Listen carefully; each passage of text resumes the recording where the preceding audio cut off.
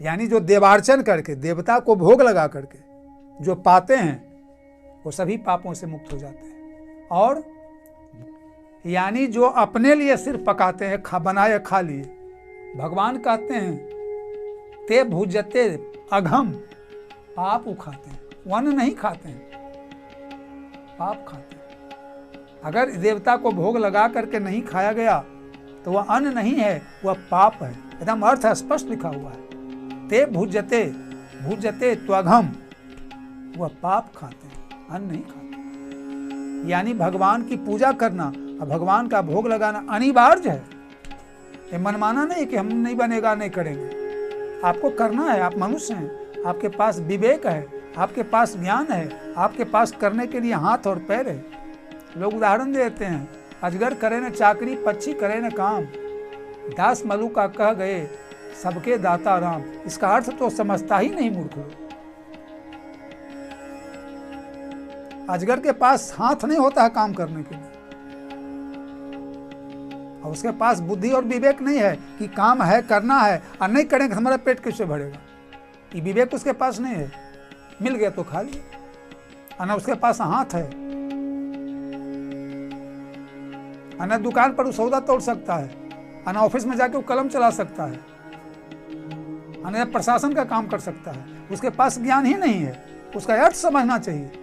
वह उसी लायक है, उसे काम करने के नहीं दिया गया है, उसे परमात्मा ही भेज देंगे। लेकिन मनुष्य, उसके पास विवेक है, उसके पास हाथ करने के लिए है, पैर है जाने के लिए, दिमाग है सोचने के लिए। ऑफिस में है तो हमको जाके कलम चलाना, पढ़ाना है। वहाँ है तो दुकान में सौदा ऐसे किलो देना है। प्रशासन है तो वहाँ चोरी कर वहाँ जाना है, जाकर पकड़ना है। अगर सब व्यक्ति अपना अपना काम बंद करके बैठ जाए तो प्रशासन का काम कैसे होगा? दुकान में कौन चलाएगा? जूता कौन बनाएगा? कपड़ा कौन धोएगा? ऑफिस में कौन बच्चों को पढ़ाएगा? क्योंकि भगवान तो दे देंगे। अर्थ तो समझना ही नहीं है। उसके लिए भगवान दे देंगे, वो करने लायक नहीं है। उसके लिए करने के लिए कुछ बना ही नहीं है। और उसी का नाम है अजगर करे न चाकरी, पक्षी करे न काम। पक्षी कोई काम करता ही नहीं, उसके बाद दिमाग ही नहीं है। उसको काम करने का विभाग दिया ही नहीं गया है कि तुम कमाओगे, तुम्हारा परिवार से खाएगा अजगर। लेकिन मनुष्य के लिए दिया गया है। और इसलिए भगवान स्पष्ट कहते हैं, कर्मण्येवाधिकारस्तु मा फलेषु कदाचन। तुम्हारा कर्म करने का अधिकार है। कर्म करने का अधिकार है, दिया गया मनुष्य को। कर्मण्येवा अधिकारस्तु, कर्मणि बा, कर्म में, अधिकार अस्तु माने हो कि मां नहीं, फलेषु फल में, कदाचन कभी। उसके लिए कर्म निश्चित किया गया है। तुम्हारे कर्म के बिना काम नहीं चलेगा। तुम्हारा ही किया हुआ सारा संसार खाएगा। अब इसका समझते हैं, हाँ भाई कुछ एकदम सबको वही देवे करते हैं, बैठ के सुतल रहो चादर तान के, देखो शाम तक आ जाएगा। जिंदगी भर मर जाओगे चादर तान के, सुतल में नहीं है। ये मनुष्य के लिए परिभाषा नहीं है।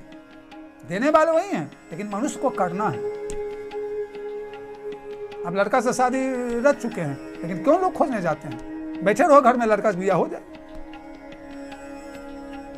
कर्तव्य मनुष्य के लिए बना है, और पक्षी के लिए, अजगर के लिए, जीव जंतु के लिए नहीं बना है। लोग इसका अर्थ उल्टा लगा देते हैं। लोग कथा में भी कहते हैं, क्यों चिंता करते हो, भगवान भरोसे रहो। तो आप कथा करके पैसा तसीने कहा जाते हैं। आप घर में बैठे रहिए, आ जाएगा मठौर बाड़ी चलाने के लिए। यही वही कहते हैं कि बैठे, भगवान जब प्रलोभन में लिखा गया, अब एकदम निश्चिंत रहो। तो क्यों कथा सुन सुन के पैसा लाते हैं? अब मंदिर बन रहा था, क्यों मांगते हैं दान? मंदिर बन जाएगा।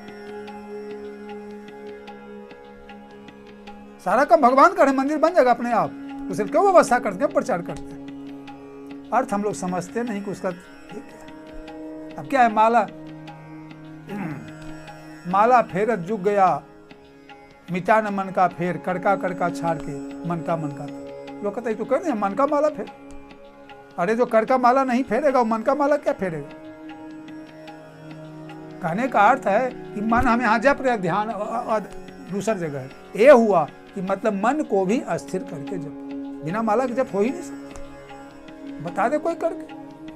पहले माला पढ़ करके सीख लेगा, उसका मन बस में होगा या अभ्यास बन जाएगा, तब वो हाथ से या मन से कर सकता है। बिना पिंडा पढ़े ABCD पढ़े क ख ग पढ़े वो किताब कैसे पढ़ लेगा? अर्थ का लोग अनर्थ कर देते हैं, समझना तो है नहीं।